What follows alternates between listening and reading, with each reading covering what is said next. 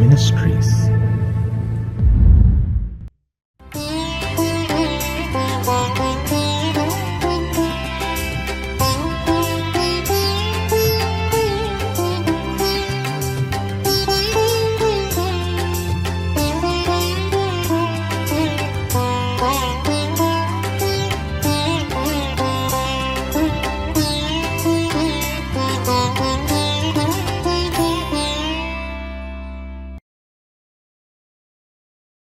ஆண்டவரும் இரட்சகருமாகிய இயேசு கிறிஸ்துவின் நாமத்தினாலே காட் கூசிஸ் மினிஸ்ட்ரீஸின் யூடியூப் சேனல் வாயிலாக உங்களை சந்திப்பதில் பெரும் மகிழ்ச்சி அடைகிறேன்.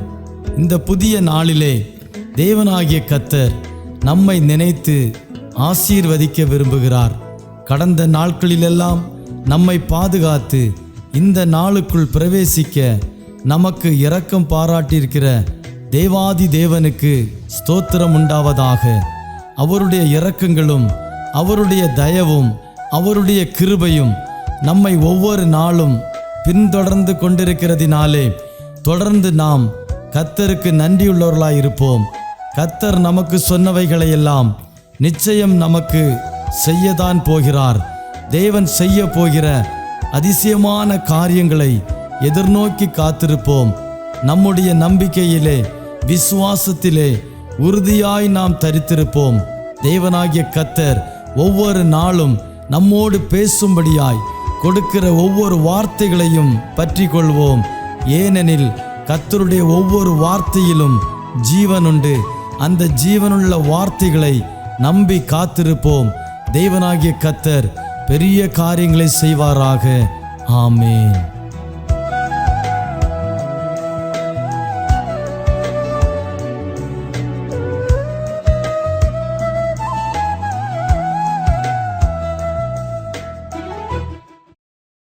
എല്ലാവർക്കും ക്രിസ്തുവിൽ വന്ദനത്തെ അറിയിക്കുകയാണ്.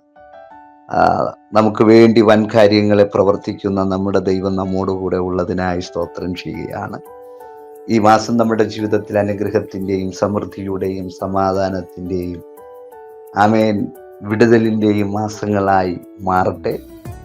ദൈവഭക്തന്മാരായ നമ്മുടെ ജീവിതത്തിൽ പ്രത്യാശയ്ക്ക് ഭംഗം വരാത്ത നിലവാരത്തിൽ ജീവിതം മുന്നോട്ട് പോകുവാൻ ദൈവത്തിൻ്റെ കൃപയും അനുഗ്രഹവും സമാധാനവും നമ്മളിൽ ഉണ്ടാകട്ടെ.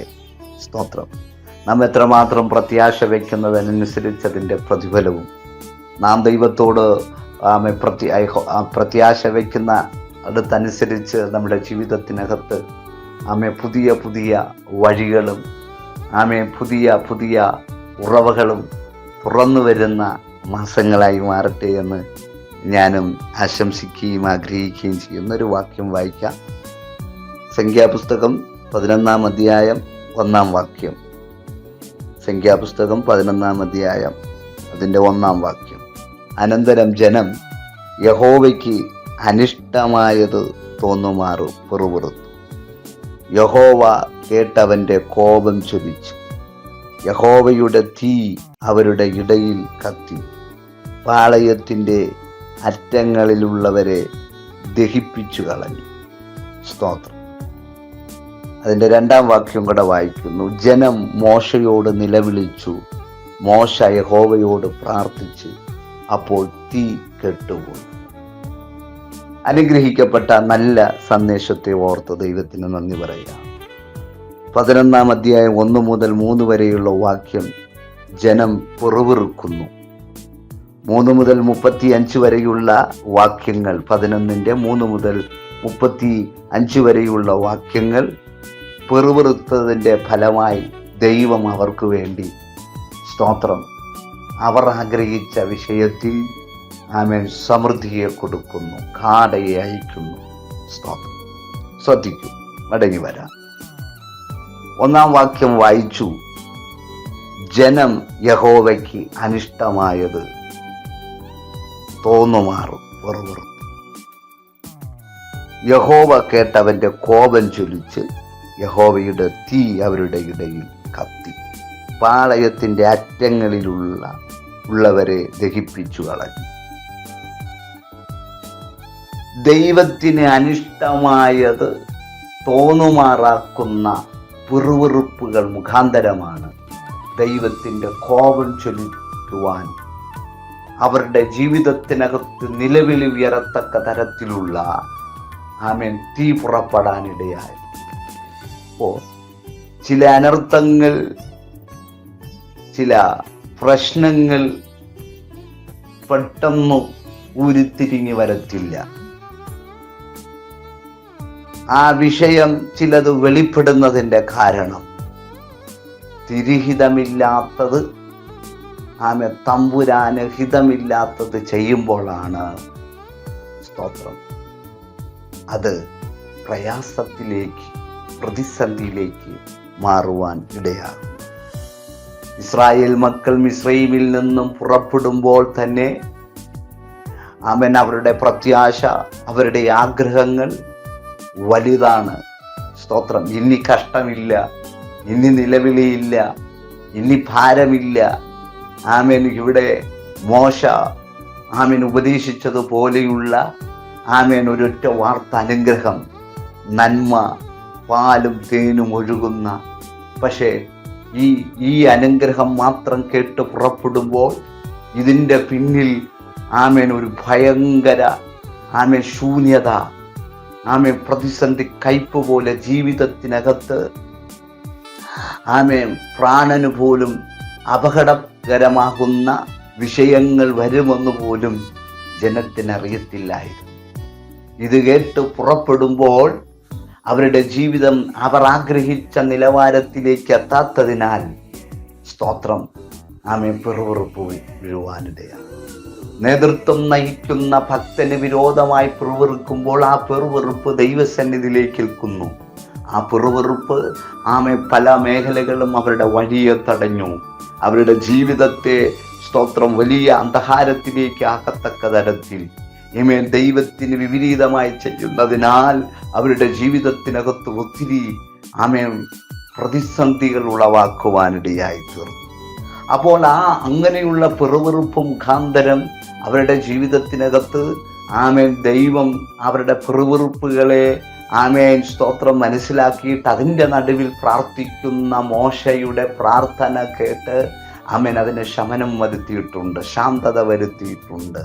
അങ്ങനെ 11-ാം അധ്യായത്തിലും വരപ്പെടുമ്പോൾ സ്തോത്രം ദൈവത്തിൽ നിന്നും പ്രാർത്ഥിച്ച് ലഭിച്ചതായ അതും പിറുപിറുപ്പ് മുഖാന്തരം സ്വർഗത്തിൽ നിന്നും മന്ന ലഭിക്കുകയും അത് കഴിച്ചു മടുപ്പായിരിക്കപ്പെടുമ്പോഴും സ്തോത്രം ദൈവത്തിന് വിപരീതമായി, മോശയ്ക്ക് വിരോധമായി പിറുപിറുക്കുവാനിടയായി. ആ പിറുപിറുപ്പ് സ്തോത്രം ദൈവത്തിൻ്റെ കോപത്തെ ജ്വലിപ്പിക്കുവാനിടയായി. ആ കോപമാണ് അവരുടെ ജീവിതത്തിനകത്ത് തീയായി അവർ ഇരിക്കുന്ന പട്ടണത്തിൻ്റെ അറ്റത്തോളം ദഹിപ്പിക്കുവാനിടയായി. അവിടെയും ഒരു പ്രാർത്ഥനക്കാരൻ എഴുന്നേറ്റ് ആ പ്രതിസന്ധികളെ ശമനപ്പെടുത്തുവാൻ ഇടയായി തീർന്നു. ശ്രദ്ധിക്കൂ. അപ്പോൾ ചില വിഷയങ്ങൾ ക്ലിയറായി നമ്മൾ ആഗ്രഹിക്കുന്ന സമയത്ത് നടക്കാതിരിക്കപ്പെടുമ്പോഴും നമ്മുടെ ജീവിതത്തിനകത്ത് തെറ്റായ ചിന്തകൾ അല്ലെങ്കിൽ തെറ്റായ മേഖലകൾ അത് പ്രയാസകരമായി മാറുമ്പോഴാണ് നമ്മൾ പോലും അറിയാൻ പറ്റാത്ത വിഷയങ്ങൾ, അനർത്ഥങ്ങൾ, പ്രതിസന്ധികൾ പ്രതികൂലമായി വരുവാൻ കാരണം പിറുപിറുപ്പാണ്. അപ്പോൾ നമുക്ക് നമ്മുടെ ജീവിതത്തിൽ വെളിപ്പെടേണ്ടതായ വിഷയങ്ങൾ സ്തോത്രം ഒരു പിറുപിറുപ്പിന് ഇടയാകാതിരിക്കണമെങ്കിൽ നമ്മൾ കർത്താവിൻ്റെ ആലോചന അനുസരിച്ച് നമ്മൾ കർത്താവിൻ്റെ ഹിതമനുസരിച്ച് മുന്നോട്ട് പോയാൽ അതൊരനുഗ്രഹമായി മാറുമെന്നുള്ള കാര്യം മറന്നുപോകരുത്. 11-ാം അധ്യായം 1-ാം വാക്യം നമ്മൾ വായിച്ചു. പക്ഷേ സ്തോത്രം അത് 10-ാം അധ്യായം 33-ാം വാക്യം വായിക്കപ്പെടുമ്പോൾ കാണുവാൻ സാധിക്കുന്നത് ഇങ്ങനെയാണ്. അനന്തരം അവർ യഹോവയുടെ പർവ്വതം വിട്ട് 3 ദിവസത്തെ വഴിപോയി. യഹോവയുടെ നിയമപ്പെട്ടകം അവർക്ക് വിശ്രമസ്ഥലത്ത് അന്വേഷിക്കേണ്ടതിന് 3 ദിവസത്തെ വഴി മുമ്പോട്ട് പോയി. പാളയം പുറപ്പെട്ടപ്പോൾ യഹോവയുടെ മേഘം പകൽ സമയം അവർക്ക് മീതെ ഉണ്ടായി. നോക്കൂ, അങ്ങനെ ആ 3 ദിവസത്തെ വഴിയാത്രയിൽ സാഹചര്യങ്ങൾ അനുകൂലമല്ലാത്തത് കൊണ്ട് ജനം പിറുപിറുക്കുവാനും ആവലാതിപ്പെടുവാനും തുടങ്ങി. ഒന്ന്, മിസ്രയീമിൻ അടിമത്തത്തിൽ നിന്നുള്ള തങ്ങളുടെ വിടുതലിനായി തങ്ങൾക്ക് വേണ്ടിയുള്ള ദൈവത്തിൻ്റെ വീര്യപ്രവൃത്തികളും അവർ എത്ര വേഗം മറന്നു. അവർ ദൈവത്തിൽ ആശ്രയിക്കുകയോ തങ്ങളുടെ ജീവിതത്തെയും ഭാവിയെയും ദൈവത്തിന് സമർപ്പിക്കുകയോ ചെയ്തില്ല. ആയതിനാൽ ആമേൻ അവരുടെ ജീവിതത്തിനകത്ത് പ്രതിസന്ധികൾ പിറുപിറുപ്പായി മാറി. അത് ദൈവത്തിന് കോപം ജ്വലിപ്പിക്കുവാൻ ഇടയായി. നമ്മുടെ ജീവിതത്തിൽ ചിലതൊക്കെ മറക്കുമ്പോൾ ദൈവം ചെയ്ത നന്മകൾ, ദൈവം ചെയ്തതായ വഴികൾ, ദൈവം ചെയ്ത അത്ഭുത സ്തോത്രം സാധ്യതകളൊക്കെ നമ്മൾ മറക്കുമ്പോഴാണ് സ്തോത്രം നമ്മുടെ ജീവിതത്തിൽ അറിയാതെ പറയുന്ന വാക്കുകൾ, അറിയാതെ പറയപ്പെടുന്ന സ്തോത്രം വാക്കുകൾ അത് ദൈവസന്നിധിയിൽ പ്രയാസകരമായി മാറുന്നത്. അതുകൊണ്ട് നമ്മുടെ വഴികളെ നമ്മുടെ ചിന്ത കൊണ്ട് അടയ്ക്കരുത്. നമുക്ക് വരേണ്ട അനുഗ്രഹങ്ങളെ നമ്മുടെ വാക്കുകൾ കൊണ്ട് അടയുവാൻ അനുവദിക്കരുത്. സ്തോത്രം. അതിൻ്റെ 11-ാം അധ്യായം 20-ാം വാക്യത്തിലേക്ക് മടങ്ങി വരുമ്പോൾ കാണുവാൻ സാധിക്കുന്നു. സ്തോത്രം. അവർ ദൈവസന്നിധിയിൽ പിറുപിറുത്തതിനാൽ, ദൈവസന്നിധിയിൽ സ്തോത്രം ജീവിതത്തിനകത്ത് ഒരു ഭയങ്കര നിലവിളി ഉയരുവാനിടയായി തീർന്നു. ആ നിലവിളിയുടെ നടുവിൽ മോശ പ്രാർത്ഥിക്കാൻ തുടങ്ങി. മോശ പ്രാർത്ഥിച്ചു. അവർ അഭിമുഖീകരിച്ച വിഷയം സ്തോത്രം തീ കെട്ടുപോകാനിടയായി. ഇന്ന് പകലിൽ ഞാൻ നിങ്ങളോട് പറയാം, എത്ര സ്തോത്രം നമുക്ക് പോലും അണയ്ക്കാൻ പറ്റാത്ത, നമുക്ക് പോലും പരിഹരിക്കാൻ പറ്റാത്ത സ്തോത്രം നമ്മുടെ വിഷയത്തെ നമ്മളെക്കാളും അറിവും നമ്മളെക്കാളും നന്നായിട്ട് വലിയ മാന്യതയും സ്തോത്രം ഉള്ള വ്യക്തികൾക്ക് പോലും പരിഹരിക്കാൻ കഴിയാത്ത വ്യക്തികൾ, അധികാരി അതിൻ്റെ സ്ഥാനമാനങ്ങളെ അഭിമുഖീകരിക്കുന്ന വ്യക്തികൾക്ക് പോലും നമ്മുടെ വിഷയത്തെ പരിഹരിക്കാൻ കഴിയത്തില്ല. അതിനകത്ത് അത് ശമിക്കുവാൻ, ശാന്തതപ്പെടുത്താൻ കഴിയത്തില്ല. പക്ഷേ ആ വിഷയത്തിലൊരു ശാന്തത വരണമെങ്കിൽ, നമ്മുടേതായ വിഷയത്തിലൊരു ആശ്വാസം വരണമെങ്കിൽ സ്തോത്രം നമുക്ക് വേണ്ടി ഇടിവിൽ നിൽക്കുന്ന പ്രാർത്ഥനക്കാരെ സ്തോത്രം വിളിക്കണം, പ്രാർത്ഥിക്കണം. സ്തോത്രം. ഹല്ലേലൂയ. മോശ പ്രാർത്ഥിക്കാൻ തുടങ്ങി. എങ്ങനെയാ പ്രാർത്ഥിക്കാൻ തുടങ്ങിയത്?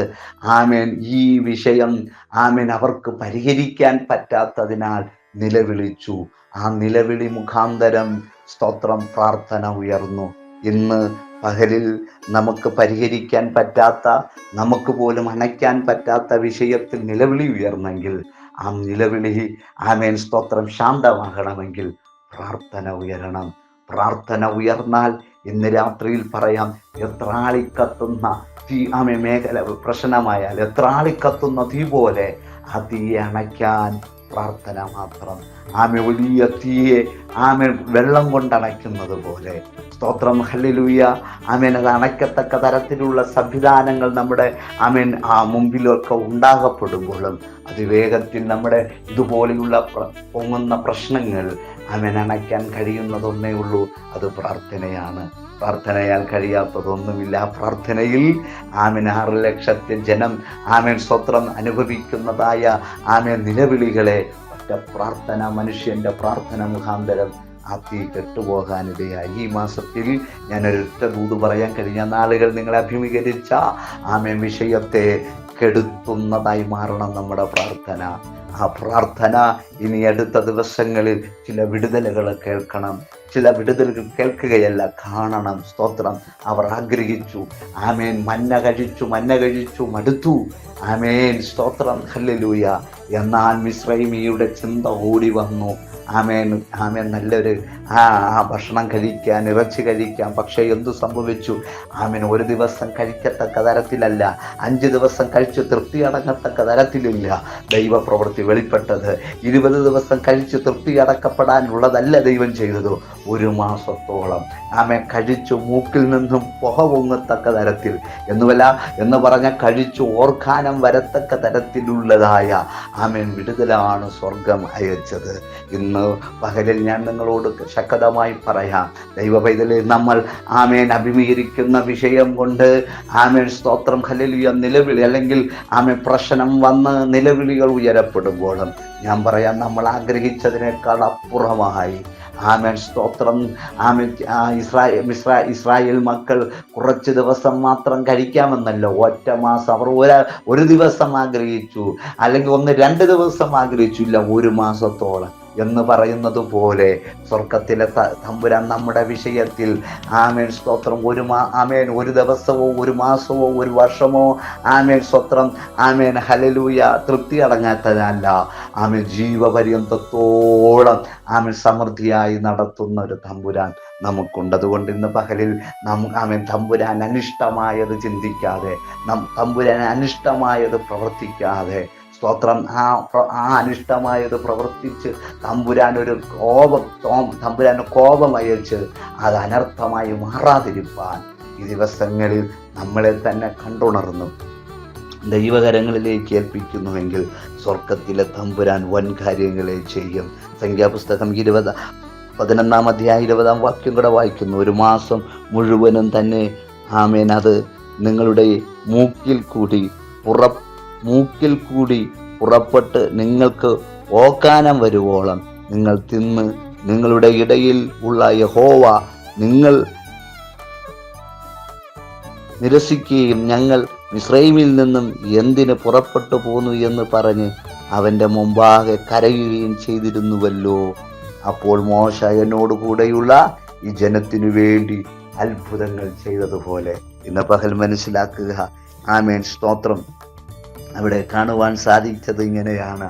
അവരുടെ വിഷയത്തിൽ ദൈവം വിടുതൽ കൽപ്പിച്ചു. ഈ ദിവസങ്ങളിൽ ആമേൻ നമ്മൾ കരയുന്ന, നമ്മൾ ആഗ്രഹിക്കുന്ന വിഷയങ്ങൾ സ്തോത്രം പെറുവിറുപ്പിനിടം കൊടുക്കാതെ, അനർത്ഥത്തിനിടം കൊടുക്കാതെ, ദൈവത്തിൻ്റെ തീക്ക് പ്രയാസത്തിനിടം കൊടുക്കാതെ ദൈവത്തിൻ്റെ മറുപടിക്ക് വേണ്ടി അത് പ്രാർത്ഥന നീട്ടുക. ആമേൻ സ്തോത്രം.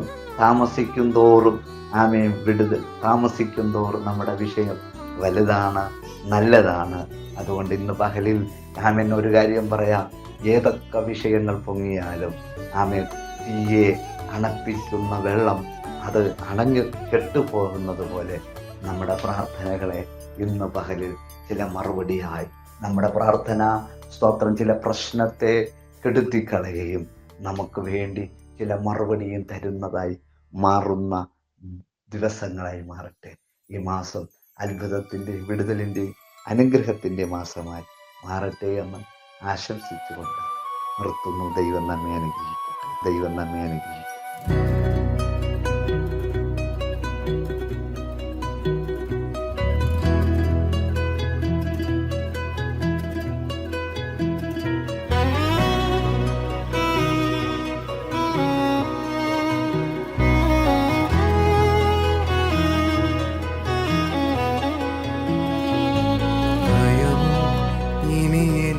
സ്ഥാനമില്ല, എൻ ഭാവിയെല്ലാം താതൻ കരങ്ങളിലായി. നിരാശ ഇനി എന്നെ തൊടുകയില്ല, പ്രത്യാശയാൽ അനുദിനം വർദ്ധിക്കട്ടെ. ഭയമോ ഇനി എന്നിൽ സ്ഥാനമില്ല, എൻ ഭാവിയെല്ലാം താതൻ കരങ്ങളിലായി. നിരാശ ഇനി എന്നെ തൊടുകയില്ല, പ്രത്യാശയാൽ അനുദിനം വർദ്ധിക്കട്ടെ. യാഹേ അങ്ങെന്നുമെൻ ദൈവം, തലമുറ തലമുറയാ. യാഹേ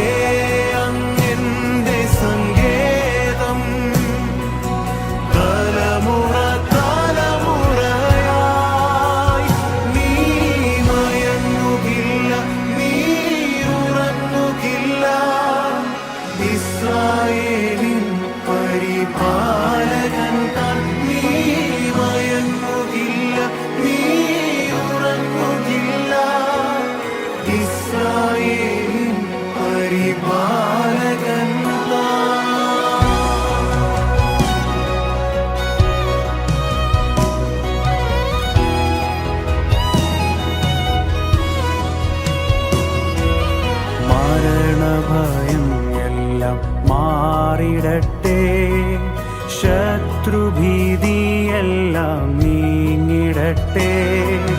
മരണഭയം എല്ലാം മാറിടട്ടെ.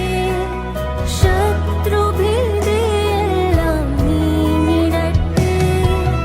മരണത്തെ ജയിച്ചവൻ, ശത്രുവെ തകർത്തവൻ, സകലത്തിലും നീതി ഉന്നതനാം. മരണത്തെ ജയിച്ചവൻ, ശത്രുവെ തകർത്തവൻ, സകല